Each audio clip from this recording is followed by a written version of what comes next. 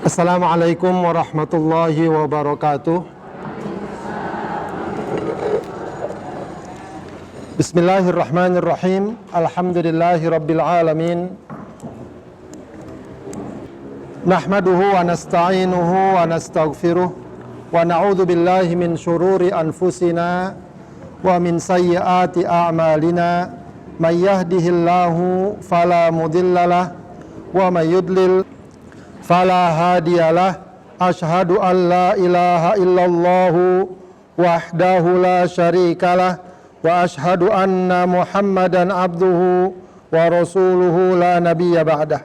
Allahumma fasalli wa sallim wa barik ala sayyidina wa habibina wa syafi'ina wa maulana Muhammadin wa ala alihi wa ashabihi wa man tabi'ahum bi ihsanin ila yaumiddin, amma ba'du. Allahumma 'allimna ma yanfa'una wanfa'na bima 'allamtana.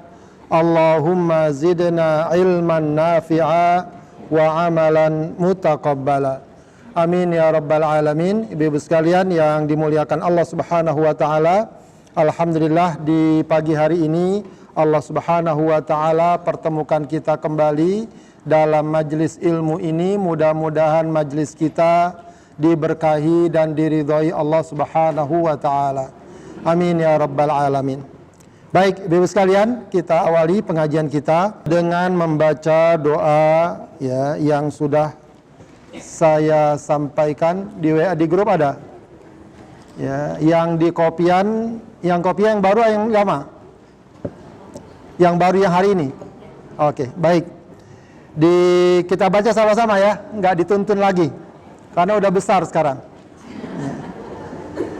Baik, sama-sama kita baca sama-sama. Allahumma inni abduka ibnu abdika ibnu amatika nasiyati biyadik madin fiyya hukmuk adlun fiyya qada'uk as'aluka bikulli ismin huwalaka sammaita bihi nafsak aw 'allamtahu ahadan min khalqik aw anzaltahu fi kitabik aw ista'tharta bihi fi ilmil ghaibi 'indak an taj'alal qur'ana rabi'a qalbi wa nura sadri wa jalaa'a huzni wa dhahaba hammi. Rabbi auzi'ni an ashkura ni'mataka allati an'amta alayya wa ala walidayya wa an a'mala salihan tardahu wa aslih li fi dhurriyyati inni tubtu ilaika wa inni minal muslimin. Beda ya? Udah saya ganti yang baru gak? Bu Azir. Baik, yang itu memang ada kesalahan, bukan ayat itu ya, surat Al-Ahqaf ayat 15. Nanti diganti minggu depan ya. Baik, kita baca lagi terus ya, ketusnya. Allahumma kfini bihalalika an haramik wa aghnini bifadlika amman siwak. Allahumma inni as'alukal afiyah fid dunya wal akhirah. Allahumma inni as'aluka al-afwa wal afiyah fi dini wa dunyaya wa ahli wa mali. Allahumma astur aurati wa amin rawati. Allahumma hfazni min baini yadayya wa min khalfi wa an yamini wa an shimali wa min fawqi wa a'udzu bi'azamatika an ughtala min tahti. Allahumma ij'al fi qalbi nura wa fi basari nura wa fi sam'i nura wa an yamini nura wa an yasari nura wa min fawqi nura wa tahti nura wa amami nura wa khalfi nura waj'al li nura. Belum ada itu?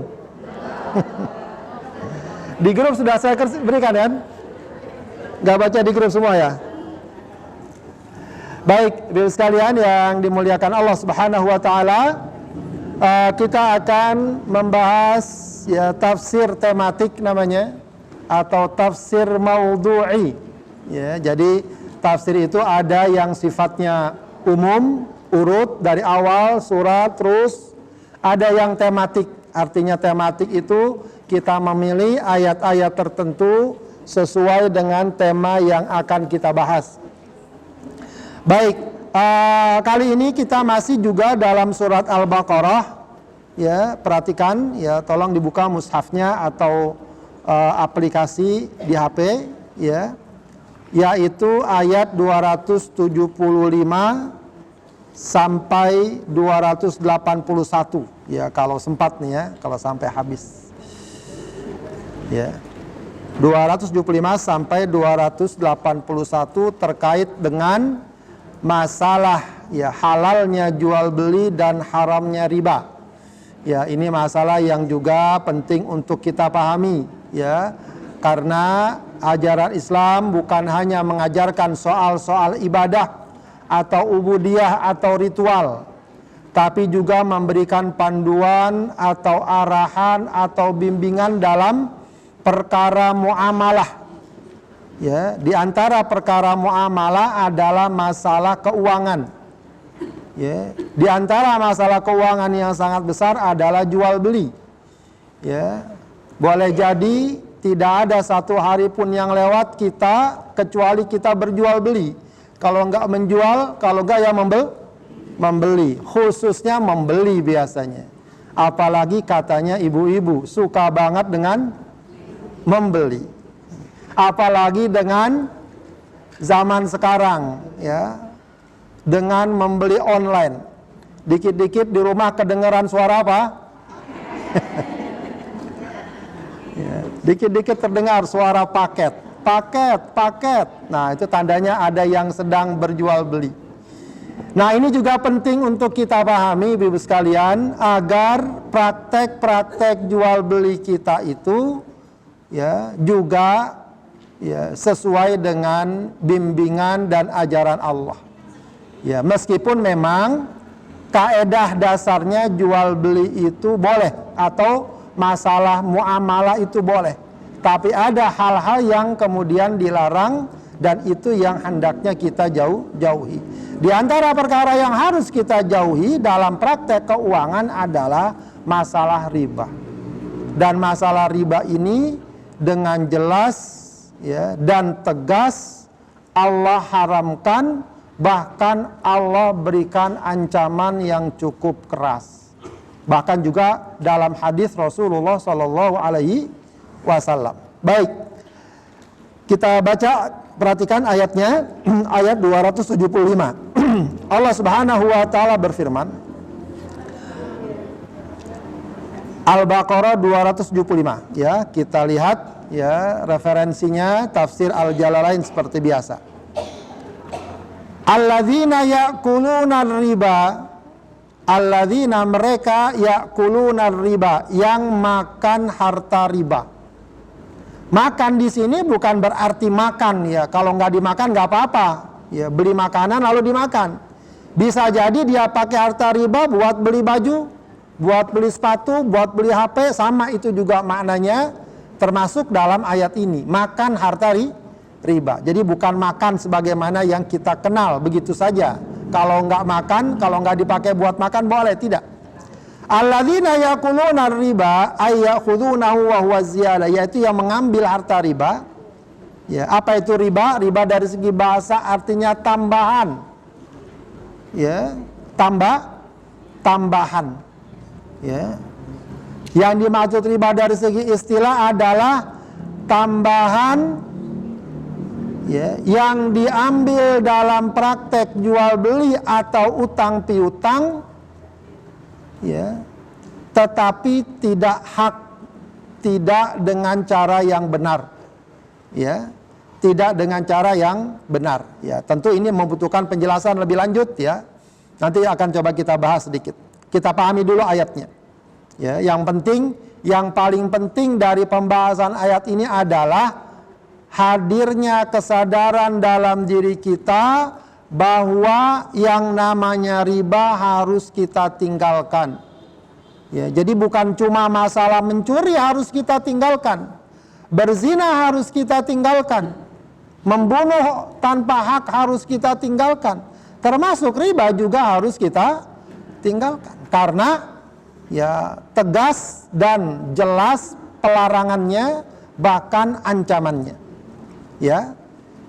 Baik, kata Allah Subhanahu wa taala, yang makan harta riba la yakumuna, mereka nanti tidak berdiri illa kama yakumul ladzi, kecuali seperti orang yang apa? Yatakhabbatuhu syaiton.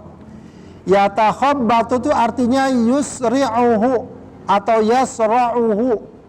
Ya, kalau bahasa kita itu kerasukan setan. Ya, orang kalau lagi kerasukan jin, ya kayak begitulah perbuatannya. Ngomong, ngoceh, ya bertindak, berbuat tanpa dia sadari. Minal masi, ya maksudnya digoda atau dirasuki oleh setan, maksudnya ya di sana ada sikap ya seperti junun, ya orang gila dan seterusnya. Baik.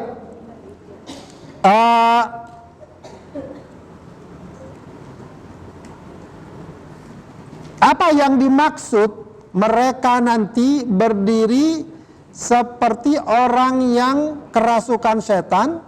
Itu para ulama mengatakan hal tersebut nanti terjadi di hari kiamat. Jadi ketika mereka bangkit dari kubur, mereka ya seperti itu, ya tidak tidak sadar, mereka bertindak, berbuat ya sebagaimana yang kita saksikan orang yang mengalami kerasukan setan, ya. Baik. Kenapa demikian? Dzalika bi annahum, ay dzalika alladzi nazala bihim, yaitu mereka yang mengalami hal tersebut. Kenapa? Bi annahum qalu, mereka berkata innamal bai'u mithlur riba. Ya.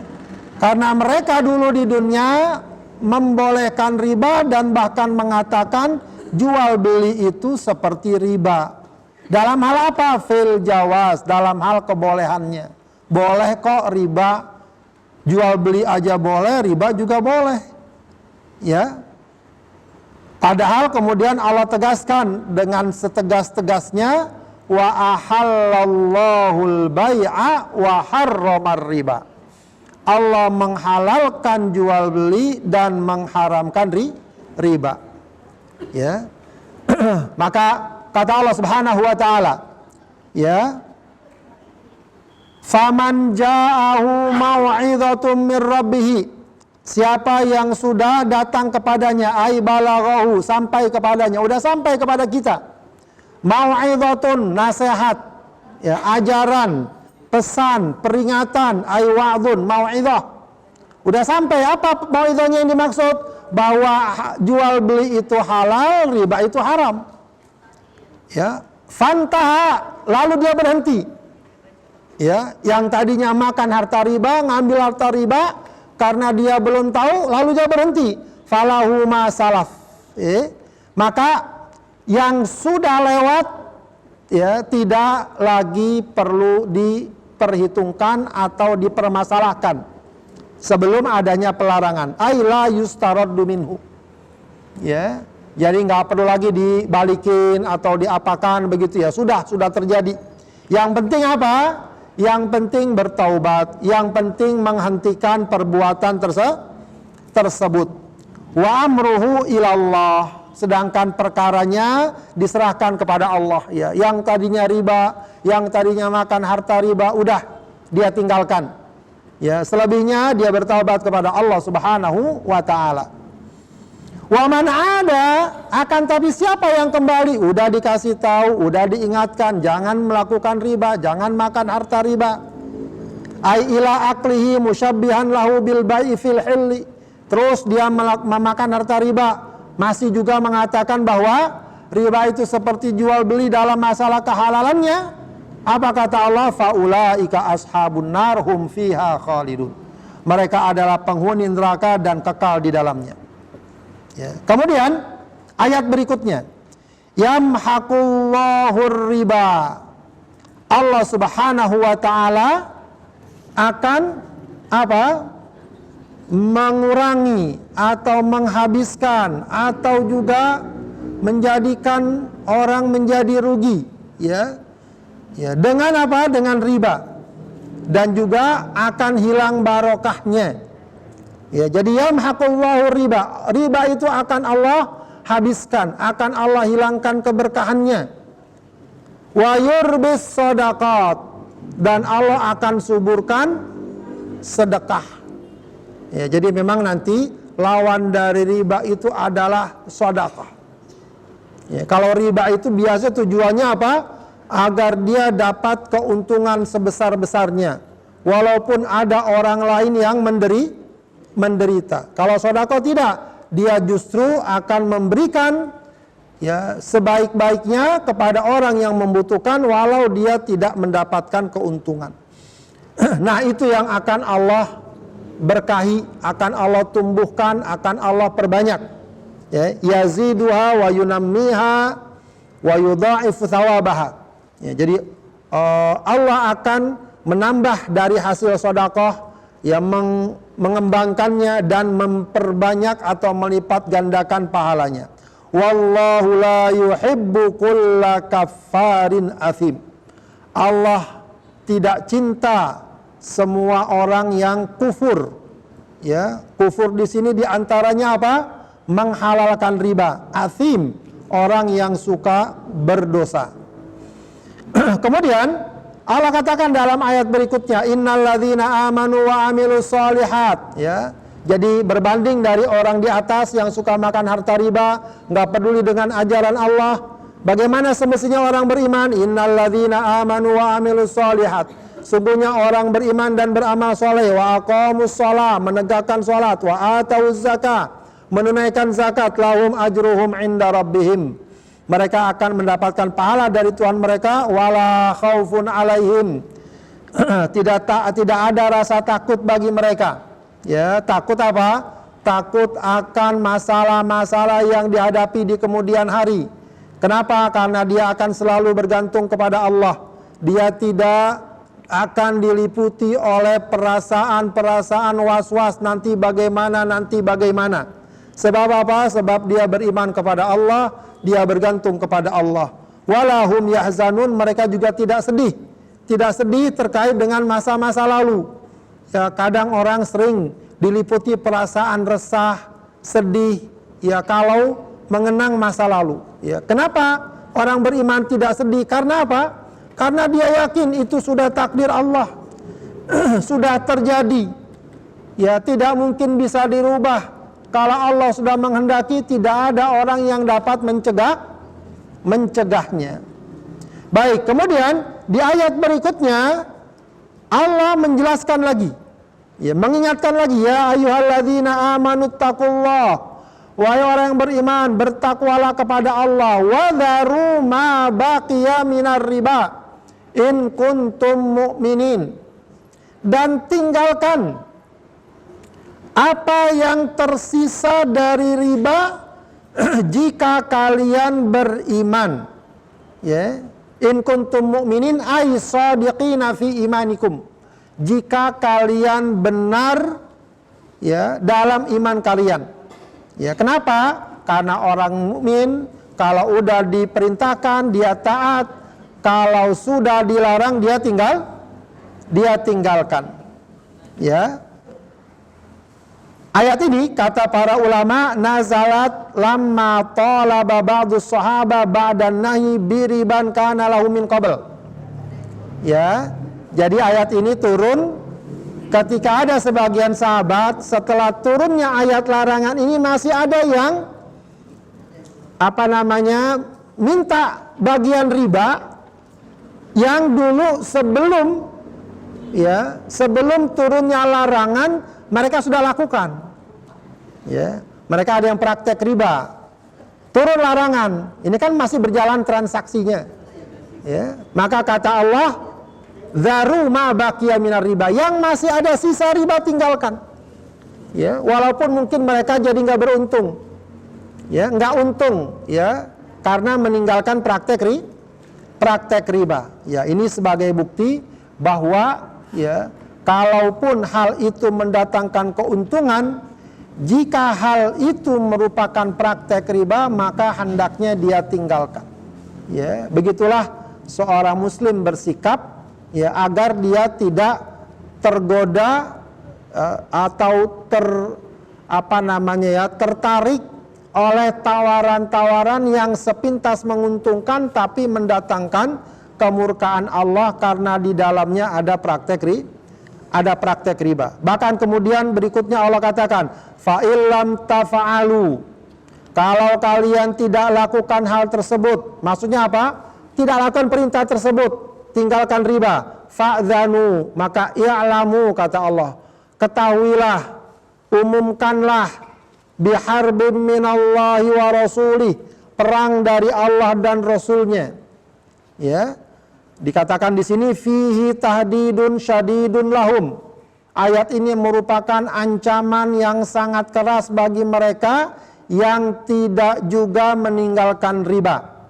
Lima nazalat, ya, lamma nazalat qalu la yadri lana biharbi. Ya, maksudnya adalah bahwa ini merupakan ancaman Allah yang sangat besar, di mana Allah akan memerangi, ya, dan Rasulnya memerangi mereka. Ya, bahasa memerangi di sini di antara para ulama mengatakan Allah akan melaknat mereka apabila mereka tidak juga meninggalkan praktek riba padahal sudah diberitahu. Wa in tubtum, kalau kalian taubat, falakum ru'usu amwalikum la tadlimuna wa la tudlamun, maka kalian cukup mengambil harta pokok kalian, la tadlimun, kalian tidak menzalimi orang yang minjam dari harta kalian, wa la tudlamun, dan kalian pun tidak dizalimi. Ya, kalian tidak dizalimi, maka cukup kalian ambil pokok harta kalian. Katakanlah orang berutang 1 juta, lalu kesepakatannya bayar 1,5 juta, maka lebihnya jangan diambil. Ya, ambil pokoknya agar kita tidak rugi, orang yang pinjam itu pun juga tidak rugi. Ya, la tadlimun wala tudlamun. Baik. Kemudian Allah katakan lagi, wa in kana dzu usratin, ya, adapun orang yang berutang itu sedang kesulitan atau miskin atau tidak punya uang. Ya, sebab orang berutang dengan cara riba, dia tidak bisa bayar utangnya. Kenapa? Rupanya bukan karena dia nggak mau bayar, nggak punya duit, usahanya bangkrut.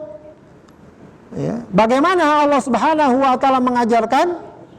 Fanadhiratun ila maisarah. Ya, maka hendaknya pertama, ya, kasih waktu lagi, penundaan lagi sampai dia berkecukupan. Ya, seharusnya bulan ini harus bayar, tapi ya, bulan ini harus bayar, tapi orang yang punya utang nggak punya uang. Maka cara pertama dari orang yang memberikan utang apa? Ya, kalau begitu nggak apa-apa, nggak bulan ini, bulan depan. Bulan depan ditagih lagi, ternyata belum punya duit juga. Ya, tahun depan dah. Ya, itu namanya apa? Fanadhiratun ila maisarah. Ini bukan maisarah orang Depok nih. Ya.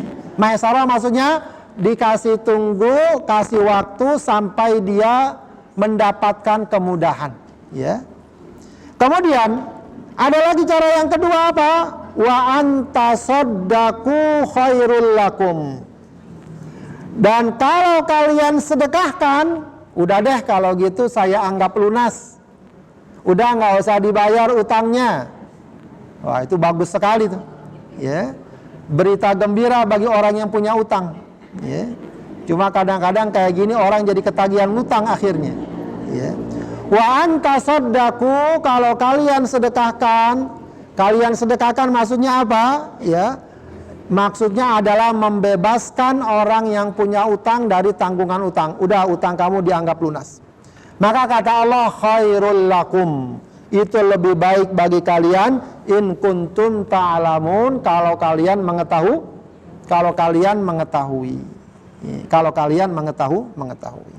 Baik, Ibu sekalian yang dimuliakan Allah Subhanahu wa taala, ya. Jadi kita katakan di sini bahwa yang penting dari penjelasan ayat ini adalah pemahaman dan keyakinan dasar dalam diri kita bahwa ya riba itu harus kita tinggalkan. Itu dulu yang harus kita yakini dan pahami, ya, bahwa itu diharamkan dalam syariat Islam. Begitu ya. Baik, apa itu riba? Ya, riba tadi dari segi definisi sudah kita katakan apa? Az-ziyadah, tambahan. Ya, adapun menurut istilah adalah tambahan dari pokok, ya, jual beli dan utang, ya, tanpa cara yang benar. Ya, jadi bukan berarti orang kalau jual beli nggak boleh dapat untung, atau orang punya uang nggak boleh mengambil untung dari uang yang dia miliki. Boleh saja, tapi jangan pakai cara yang tidak benar. Di antara cara yang tidak benar adalah riba. Yang tadi dalam ayat tadi kita baca apa? Jelas dan tegas Allah haramkan riba. Bahkan kemudian Allah sebutkan, ya, ancamannya. Ya, dalam hadis Rasul juga begitu. Ya, ancamannya keras juga. Ya, di antara hadis yang sangat dikenal apa? La'ana Rasulullah SAW akilar riba.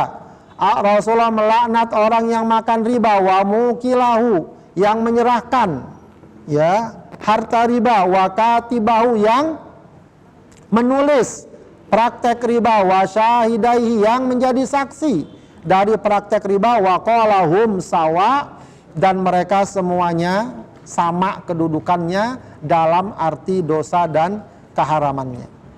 Baik, Bapak sekalian, praktek riba itu terjadi pada dua praktek. Pertama, praktek jual beli. Kedua, praktek apa? Utang piutang. Ya, riba itu terjadi pada dua praktek. Praktek jual beli dan utang piutang.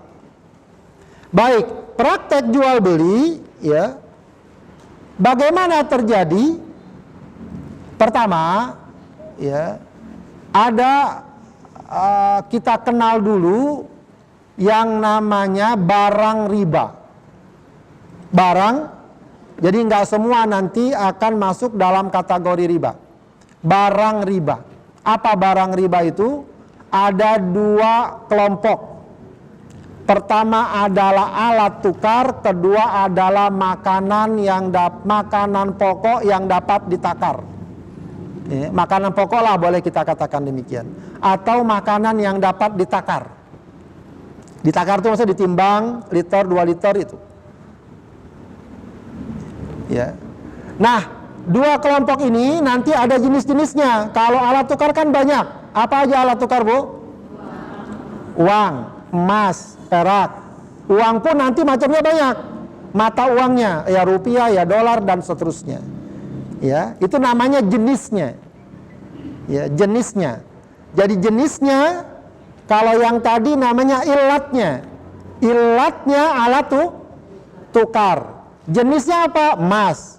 Jenisnya apa? Rupiah. Jenisnya dolar. Paham nggak? Itu pertama. Yang kedua, barang riba yang kedua apa tadi? Makanan yang dapat ditakar. Baik, itu namanya ilatnya. Ilatnya. Jenisnya apa saja? Ya banyak. Makanan yang dapat ditakar apa saja? Ya beras, ya gandum. Ya.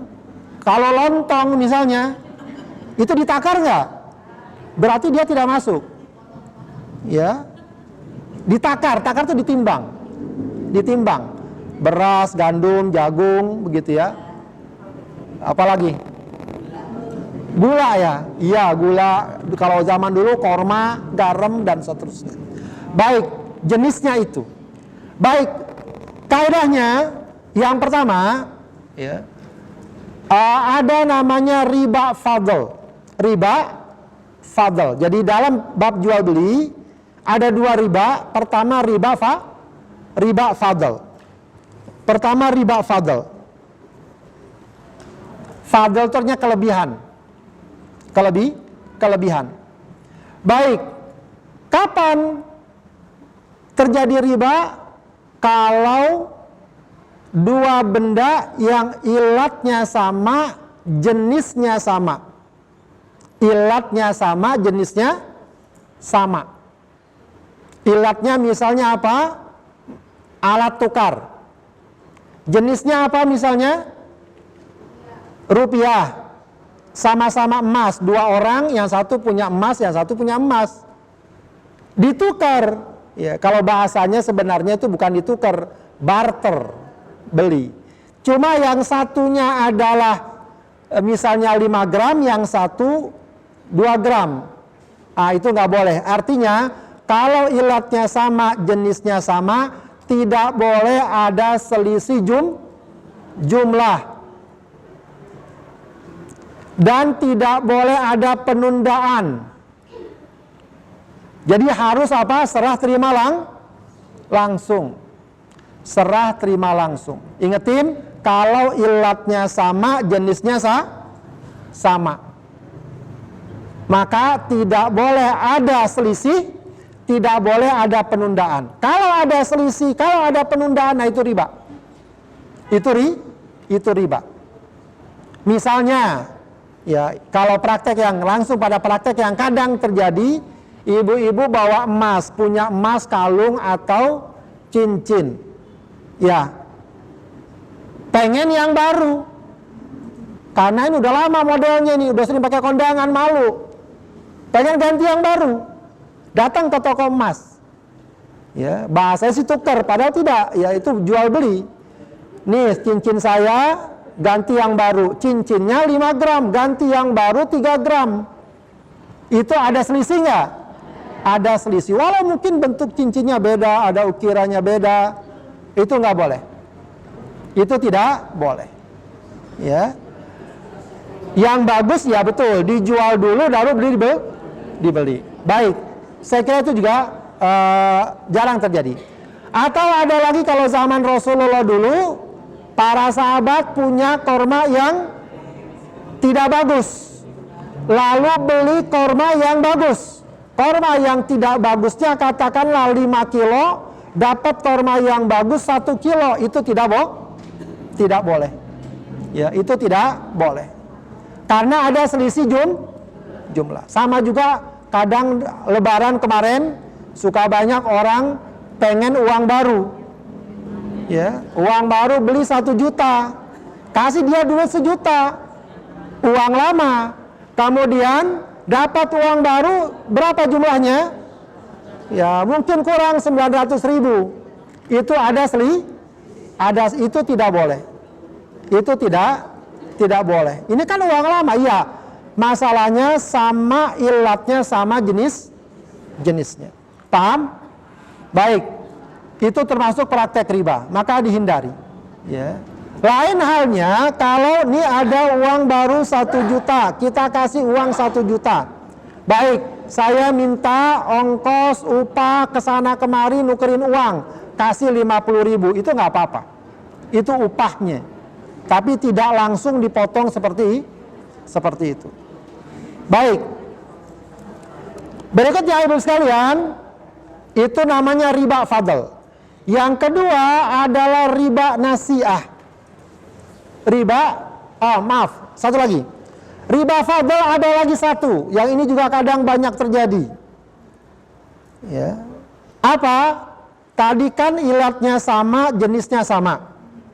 Sekarang ilatnya sama, jenisnya beda. Ilatnya sama, jenisnya beda. Tadi apa Bu ilatnya Bu? Yang pertama? Alat tukar. Sama-sama alat tukar. Tapi jenisnya beda. Misalnya apa? Yang satu emas, yang satu perak. Ada orang pengen perak, dia bawa emas. Emasnya 1 gram, peraknya 10 gram, boleh nggak? Boleh. Boleh ada selisih kalau jenisnya beda. Atau yang paling gampang rupiah lah ya. Orang pengen dapat dolar, pengen dapat 1.000 dolar, dia bawa duit 1.000 rupiah, ada gak yang begitu mau? Nih saya 1.000 rupiah, mana 1.000 dolar? Ya. Enak kalau bisa begitu mah. Ya. Berarti harus ada selisih. Boleh nggak adanya selisih, Bo? Tapi ada yang nggak boleh apa? Ditunda. Jadi harus serah terima langsung. Ilatnya sama, jenisnya beda, harus serah terima langsung. Ya. Kalau Rasulullah mengatakan kalau beda fabi ukai fasyitum yadan biyadin. Ya, ada hadisnya itu, ya. Maka juallah semau kalian, nggak apa-apa, ada perbedaan, tapi yadan biyadin serah terima langsung. Ya, jadi ibu kalau pengen tukar uang, datang ke money changer, serahkan uang rupiah, dapat dolar, dapat real. Yadan biyadin, serah terima langsung. Jangan kita bilang ke money changer, saya ngambil uang nih ya, 1.000 real, uang rupiahnya besok saya kasih, nggak boleh. Ya, tidak boleh. Maka praktek yang banyak terjadi diantaranya adalah membeli emas dengan cara cicilan. Kenapa dengan cara cicilan nggak boleh? Karena apa? Baik, kaidahnya tadi apa? Emas dan uang. Ilatnya sama nggak emas dan uang? Ilatnya. Apa ilatnya? Alat tukar. Jenisnya sama nggak? Beda. Jadi boleh berbeda. Cuma yang nggak boleh apa? Ditunda. Yang nggak boleh adanya penundaan. Ya. Dia nyerahin berapa beli emas? 2 gram. Berapa 2 gram harganya? Katakan berapa sekarang dulu 2 gram bu? 1 gramnya berapa? Lagi mahal emas ya? 1, berapa?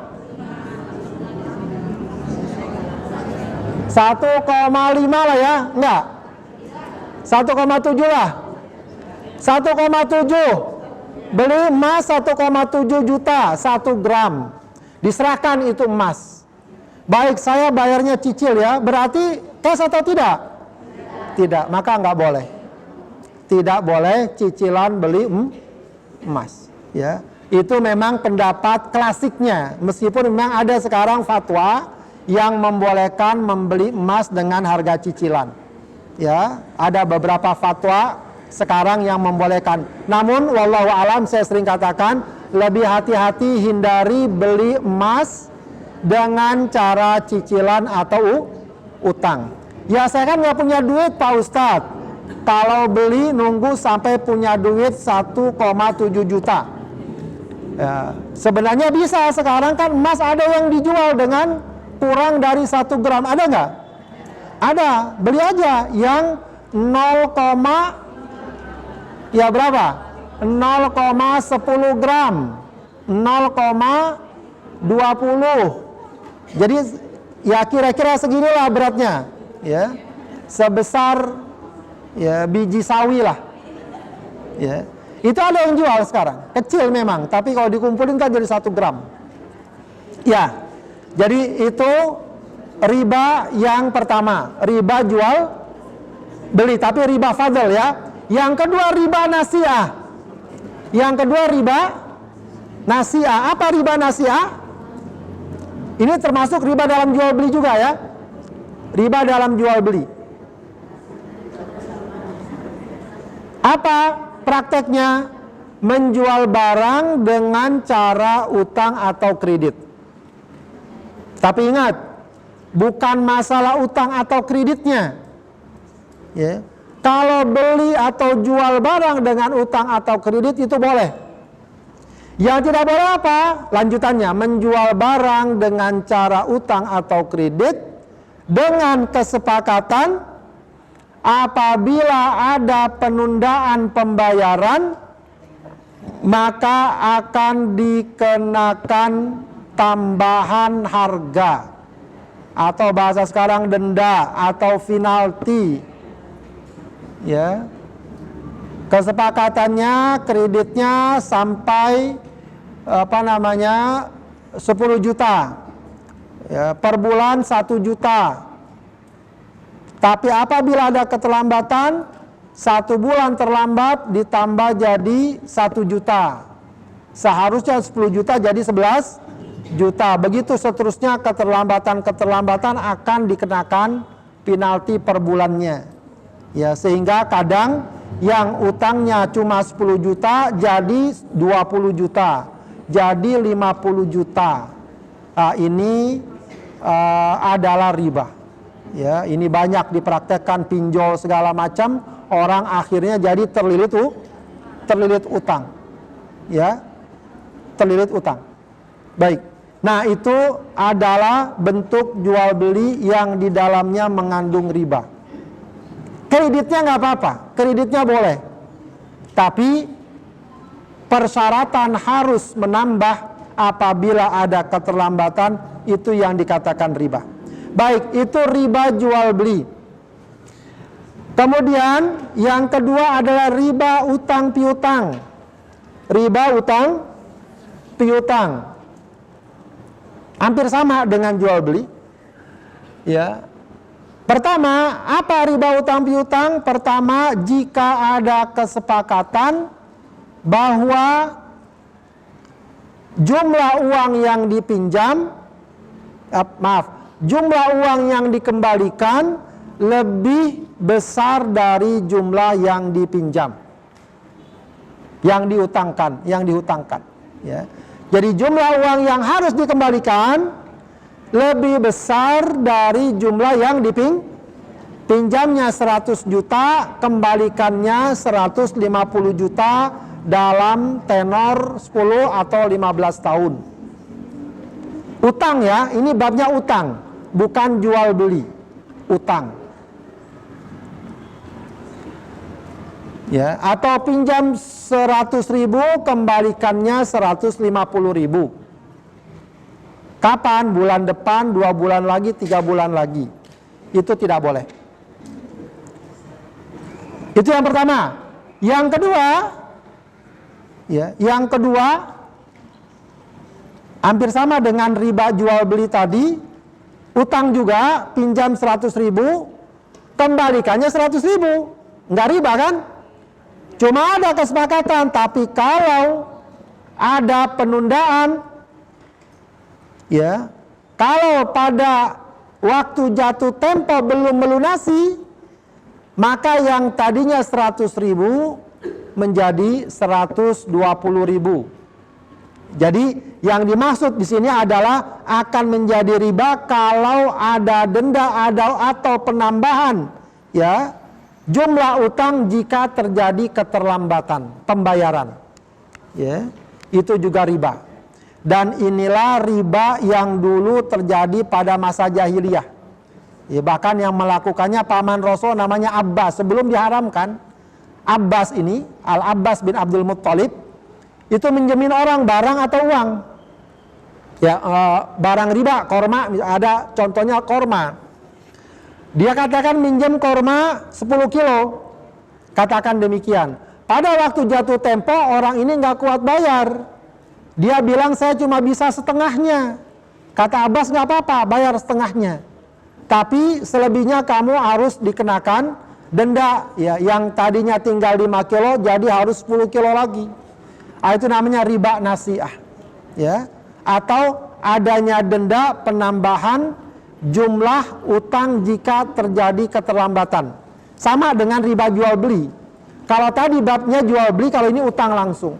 Kalau ini utang langsung. Begitu ya. Baik. Ya. Jadi itu namanya riba. Ya, maka hendaknya kita hindari, hendaknya kita tinggalkan kalau ada terjadi praktek-praktek seperti itu. Ya, memang pada zaman sekarang ini yang sangat mengkhawatirkan, yang sangat ironis adalah praktek pinjol yang hal itu banyak terjadi di tengah masyarakat. Ya, itu juga termasuk praktek riba. Ya, bahkan bukan sekedar riba itu sudah sampai pada menjebak atau menjerat masyarakat. Ya, maka ingatkan ibu-ibu sekalian, ibu-ibu ingatkan anak-anaknya, saudara-saudaranya, ya, jangan sampai terlibat pada praktek pinjol ini. Karena sudah banyak sekali kejadiannya, banyak sekali kasusnya. Ada yang sampai jual rumah, ada yang sampai jual ini dan itu, ada yang rumah tangganya berantakan dan seterusnya. Ya, jadi ini tolong dihindari, ya. Upayakan, ya, cari cara lain yang benar. Kadang-kadang memang mau tidak mau kita harus bekerja keras, harus juga berhemat, harus juga menerapkan pola sederhana agar kehidupan menjadi ringan, sehingga keterbatasan ekonomi tidak membuat kita terjebak pada praktek riba yang diharamkan. Dan biasanya apa yang Allah haramkan itu akan selalu menimbulkan kerusakan di tengah masyarakat. Baik, ibu sekalian, demikian kurang lebih sedikit gambaran tentang masalah riba. Ya, paling tidak kita tahu bahwa riba adalah perkara yang harus dijauhi, dan juga kita tahu apa saja praktek dan bentuk riba. Banyak sekali pertanyaannya. Saya kira mungkin mudah-mudahan sama ya. Ini masalah kurban ya. Mungkin masalah kurban kita tunda dulu nanti ya. Atau nanti kita inikan. Bagaimana hukumnya pegadaian syariah, ibu-ibu sekalian? Masalah yang sudah terkait dengan lembaga, ya, syariah, sepanjang dia formal, sepanjang dia legal, biasanya itu sudah ada pengawasannya. Ya, sudah ada pengawasannya. Ya, sejauh ini kita cukup, ya, kalau ibu mau pahami lebih dalam silahkan dipelajari. Ya, tapi sejauh ini insya Allah lembaga-lembaga yang sudah memakai label syariah, meskipun tidak berarti mutlak atau kita tutup mata, tapi secara umum, ya, karena kita bisa jadi mungkin belum memahami, ya, kita pakai bab taklid, kita ikut, karena biasanya itu lembaga sudah ada yang mengontrol bahwa prakteknya sesuai dengan ketentuan syariah. Jadi ingin bertransaksi dengan pegadaian syariah insya Allah tidak mengapa. Ya, sebab biasanya yang diambil keuntungan dari pegadaian itu adalah ongkos penyimpanan, ya, atau ongkos menjaga dari barang-barang gadaiannya. Itu yang akan mereka ambil keuntungannya, bukan dari jumlah utangnya. Secara umum begitu. Insya Allah tidak mengapa. Begitu ya.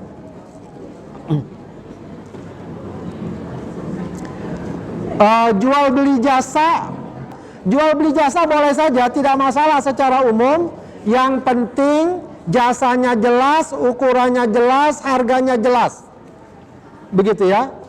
Misalnya kita jual beli jasa, baik, kamu mau beli jasa apa? Jasa cleaning service, membersihkan rumah. Itu kan jasa kan? Kita tahu ukurannya apa aja yang dibersihkan, apa saja, lalu berapa ongkosnya, sudah. Itu dibolehkan. Jasa terjemah misalnya, saya suka dulu menterjemah, itu jasanya setiap 100 karakter bahasa Arab ke bahasa Indonesia itu 300 real. Wah, itu lumayan ya. Setiap 100 karakter itu kurang lebih mungkin 2-3 halaman, itu 300 real. Nah, itu ada jelas panduannya. Ya, jangan terjemahin ya. Ya, apa ya udah nih sekian, nggak jelas berapa halaman, berapa karakter dan seterusnya. Yang penting jelas apa pekerjaannya, apa hasilnya, waktunya sampai kapan, lalu berapa biayanya, itu jelas. Baik, adapun kepada pihak manapun silakan, ya, kepada non muslim sekalipun silakan, tidak masalah. Baik, ini hukum asuransi juga. Ya, asuransi sebenarnya babnya bukan riba yang lebih banyak, meskipun ada ribanya juga. Ya, asuransi itu bisa masuk bab riba karena uangnya itu akan dikelola salah satunya ke perbankan konvensional atau dia bungakan. Nanti hasilnya akan dibagikan. Nah, itu yang bab ribanya. Selebihnya asuransi itu kalau dalam jual beli namanya bab gharar. Ya, enggak jelas. Ya, dia sudah menyerahkan sejumlah uang, ya, ternyata nggak diambil. karena dia tidak mengalami apa yang dialami, ya, atau dia menyerahkan sedikit dapatnya banyak, yaitu babnya gharar. Ya, meskipun nanti ada asuransi syariah, ya itu juga bagus sebenarnya. Ya, nanti tidak begitu kesepakatannya. Jadi ada sebagian yang akan diusahakan, sebagian masuk bab sedekah, ya, sebagian adalah diinvestasikan. Nah, itu ada ketentuannya. Maka ini tentu penjelasannya akan panjang, ya. Yang paling mudah, kalau itu kita kenal sebagai asuransi syariah, maka dia insya Allah memiliki legalitas, ya, khususnya yang resmi, ya, yang sudah mendapatkan legalitas resmi dari lembaga resmi. Kalau di Indonesia namanya OJK, ya. Nah, itu kita tanya, ini sudah dapat legalitas belum dari OJK sebagai bank syariah, sebagai lembaga keuangan syariah, sebagai pegadaian syariah, sebagai asuransi syariah? Kalau sudah, berarti dia sudah berada di bawah pengawasan, ya. Itu untuk lebih mudahnya saja. Bagaimana hukum arisan? Arisan boleh saja, tidak masalah, ya. Yang penting jangan kabur. Kalau udah dapat, itu aja lah yang paling gampang, ya. Dan tidak ada selisih jumlah, ya. Jadi yang belakangan bayarnya lebih mahal, nggak boleh. Kalau yang belakangan bayarnya lebih mahal, atau yang sudah dapat bayarnya lebih mahal, itu nggak boleh. Semuanya sama, bayarnya sekian, dapatnya sekian, sama, nggak ada perubahan. Itu nggak apa-apa. Adapun masing-masing ngasih makan, ngasih apa, itu babnya adalah sedekah, kesukarela, dan seterusnya. Bukan syarat, ya, bukan. Kalau dikasih syarat, maka dia bisa jadi masuk perkara yang diharamkan. Baik. Yang narik dipotong admin 5%. Baik, potongan atau biaya administrasi selagi wajar tidak masalah. Ya, misalnya ada orang minjem uang ke sebuah lembaga, ya, ke sebuah lembaga, pinjamannya sesuai ketentuan syariah, tidak ada penambahan biaya, tidak ada ini, cuma karena lembaga tersebut untuk mengatur misalnya karyawan atau juga properti, dia butuh biaya, maka karena minjem ke lembaga tersebut ada biaya administratif. Selagi biayanya wajar, tidak berlebihan, nggak apa-apa, tidak apa-apa. Ya, dan itu memang dipakai untuk katakan yang mengelola. Misalnya yang ngurusin arisan kan capek, dia capek, dia nyatet, dia megang, ada tenaga yang dibayar, nggak apa-apa. Itu namanya biaya administratif, tidak mengapa. Yang tadi tidak boleh kalau ada tambahan secara jelas sebagai sebuah kesepakatan. Bagaimana hukum sukuk? Ya, sukuk juga boleh, insya Allah. Sukuk itu secara umum adalah praktek syariah dari obligasi. Kalau praktek konvensional namanya obligasi. Kalau praktek syariahnya namanya sukuk. Ya, itu insya Allah sudah ada, makanya itu bisa menjadi alternatif bagi orang investasi. Ya, jadi investasi sekarang sudah ada sukuk syariah, sudah ada dana reksa syariah, ya, sudah ada deposito syariah, bisa. Ya, itu kalau di lembaga yang punya legalitas, insya Allah berada di bawah kontrol, di bawah pengawasan. Ya.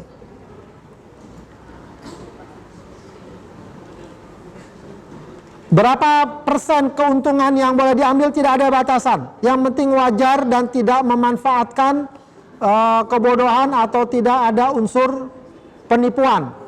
Ya, jadi berapa, nggak bisa aja orang mengambil untung 100%, tapi wajar.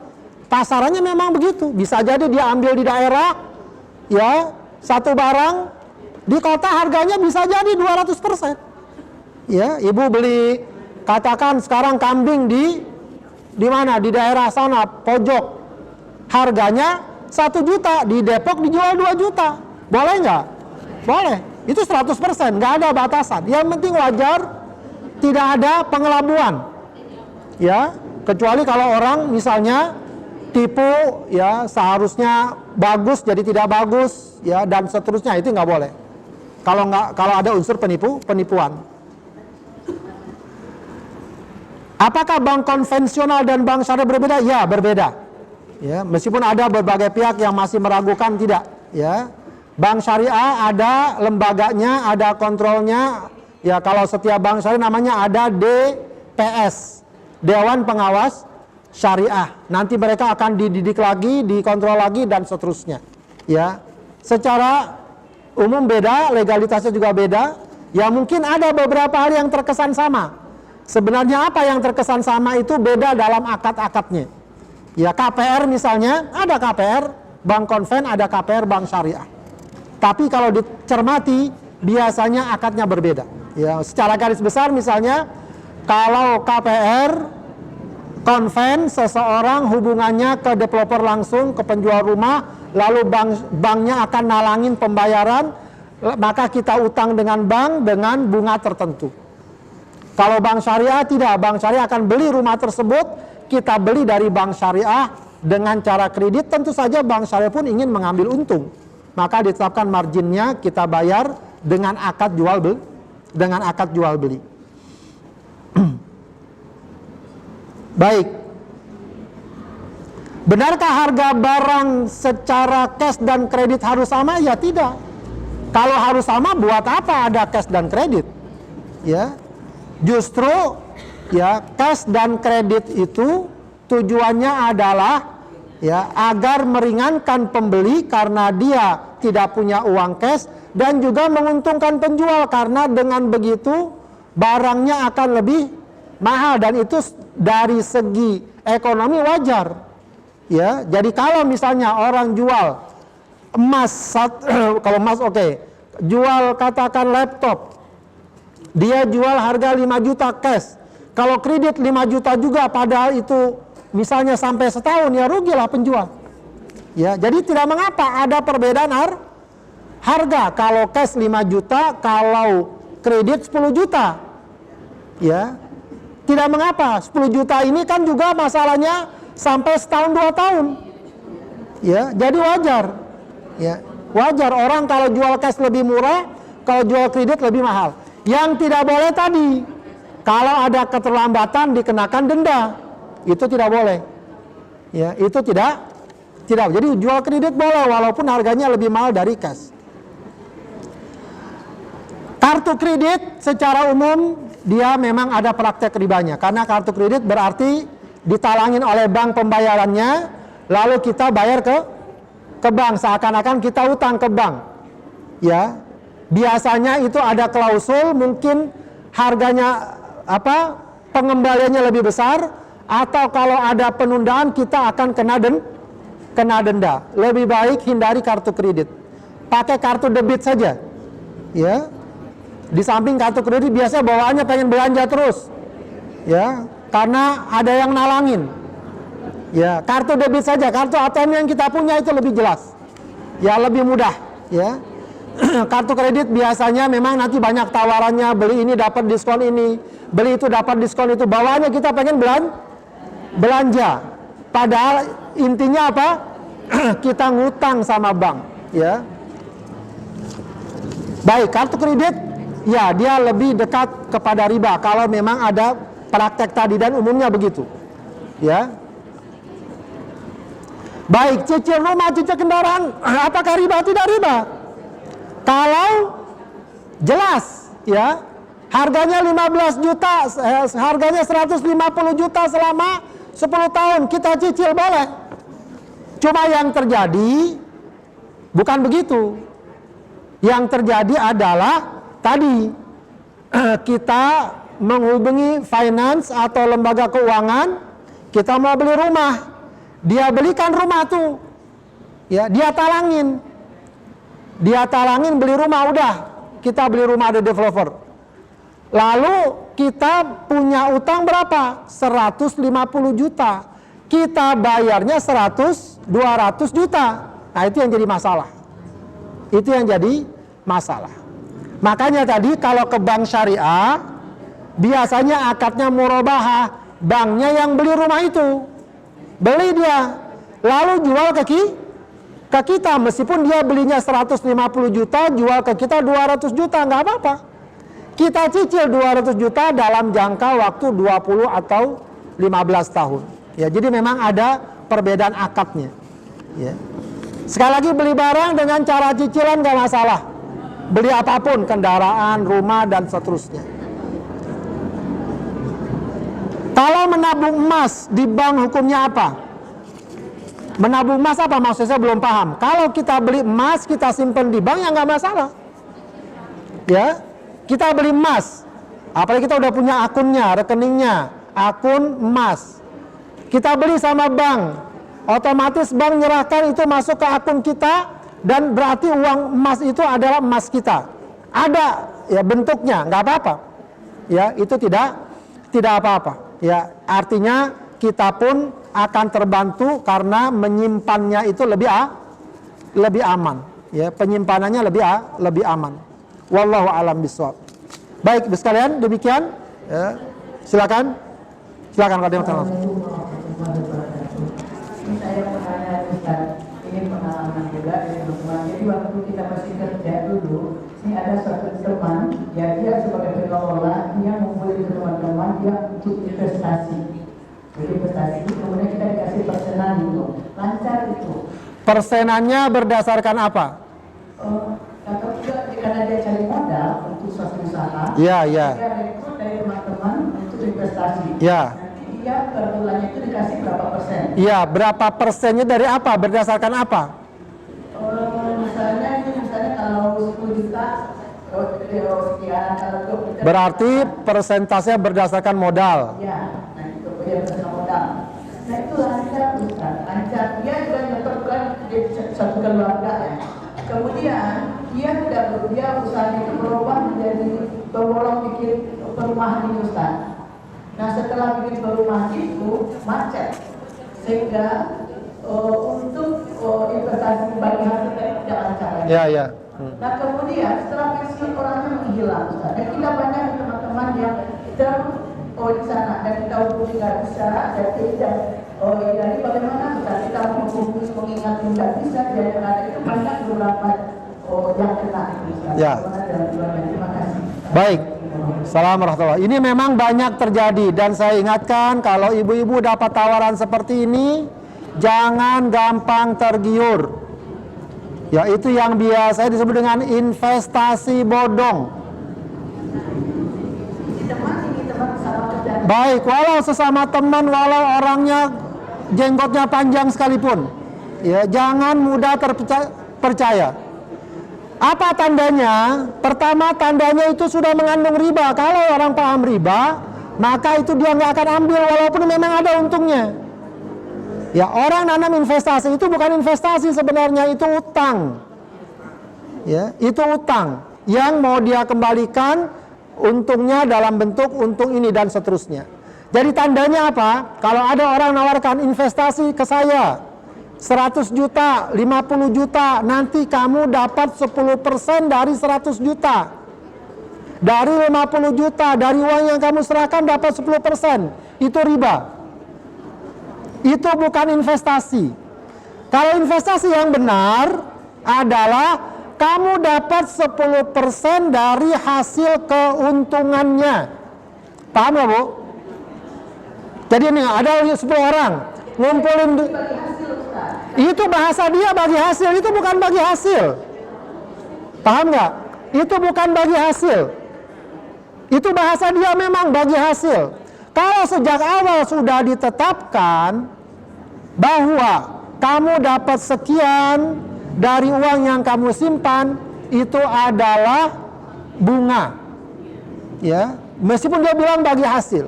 Kalau yang benar bagi hasil apa? Dikerjakan dulu, katakan selama ditetapkan 6 bulan kayak 1 tahun begitu. Nanti sudah dihitung pengeluarannya apa saja, sudah untungnya, untung bersihnya berapa? Untung bersihnya 100 juta. Maka dilihat modalnya kamu berapa? Oh, kamu modalnya 10%, dapat 10%. Kamu modalnya berapa? 5%, dapat 5%, dan seterusnya. Nah, itu baru bagi hasil yang benar. Tapi kalau bagi hasil belum apa-apa, setiap bulan udah dikasih, itu belum bagi hasil. Ya, itu biasanya adalah mereka untuk memancing. Mancing, oh dapat duit banyak, serahin lagi modal lebih banyak. Untungnya lebih banyak, serahin lagi. Sampai ada yang menyerahkan sampai 500 juta, 1 miliar, orangnya kabur. Orangnya kabur. Atau ya tadi meninggal atau apa. Jadi sekali lagi, tawaran seperti itu jangan lekas dipercaya.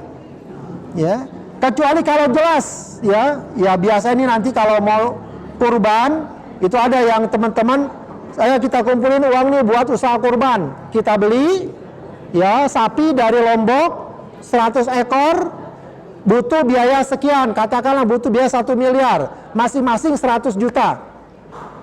Udah dikelola tuh, dia beli, dia rawat, nanti kurban dia haji dia jual, sudah selesai. Idul Kurban selesai, dihitung semuanya,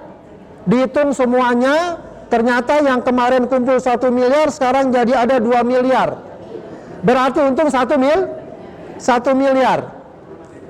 Yang tadi 100 juta kembalikan dulu sebagai modal mereka. Nah 100 miliar, 1 miliarnya lagi dibagi sesuai modal masing-masing, persentase masing-masing. Nah itu yang benar.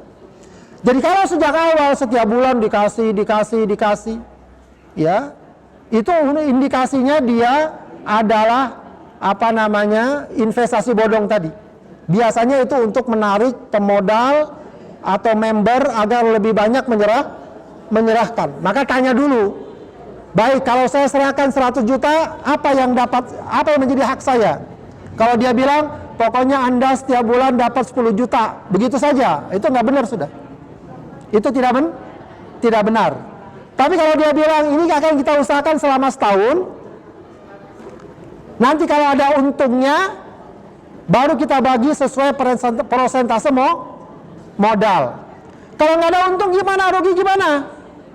Ya tanggung sama-sama, untung sama-sama, rugi sama-sama. Ya itu namanya investasi. Itu namanya investasi. Jadi kalau yang dialami ibu atau siapapun, kalau benar dia usahanya, kalau ternyata rugi, ya rugi tanggung semua.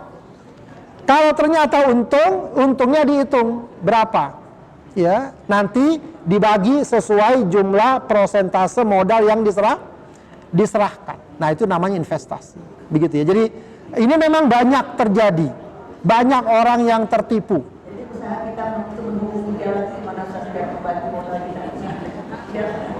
Baik, kalau masih ada yang bisa dicari, apakah keluarganya yang megang itu atau orang lain, dicari saja. Ya diminta.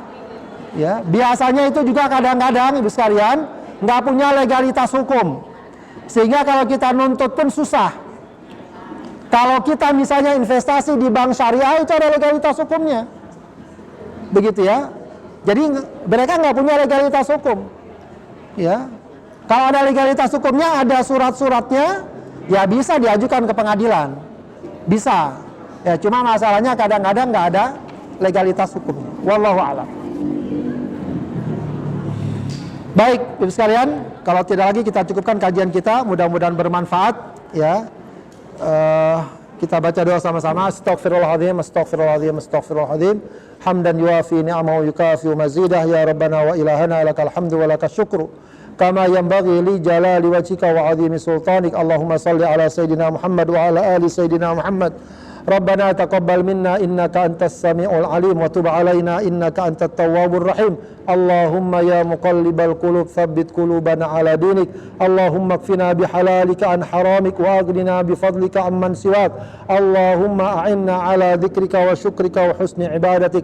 Allahumma ij'alil qur'ana syafi'an lana. Allahumma ij'alil qur'ana hujjatan lana la hujjatan alaina. Rabbana ighfir lana wa liwalidina warhamhuma kama rabbayana shighara. Rabbana hab lana min azwajina wa dhurriyyatina qurrata a'yun waj'alna lil muttaqina imama. Rabbana atina fid dunya hasanah wa fil akhirati hasanah wa qina adzaban nar. Subhana rabbika rabbil izzati amma yasifun wa salamun ala mursalin walhamdulillahi rabbil alamin.